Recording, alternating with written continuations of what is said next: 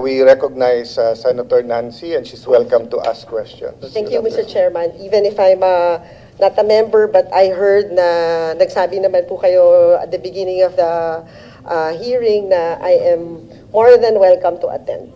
18.7 billion. Tama po ba? So tama po na on your documentation, there's no such thing as 23 billion for DPWH. So, I think yung sagsadain, hindi nyo kailangan mag-apologize. Doon sa document na hawak mo, there's no 23 billion.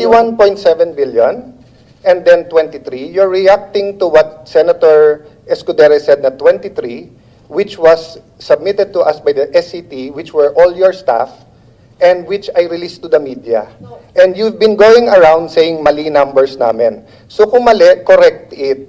Pero ang nagbigay ng number sa amin, staff mo, and you've been going around telling people, saan ba namin nanggaling? Eh, nanggaling nga sa staff mo.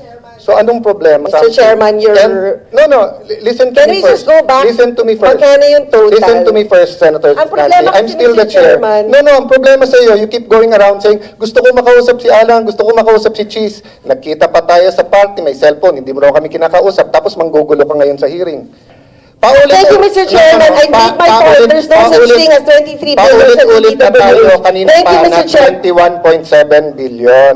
Kabuang ka na, day. Tapusin natin na maayos to. Senado to ng Pilipinas, hindi to palengke.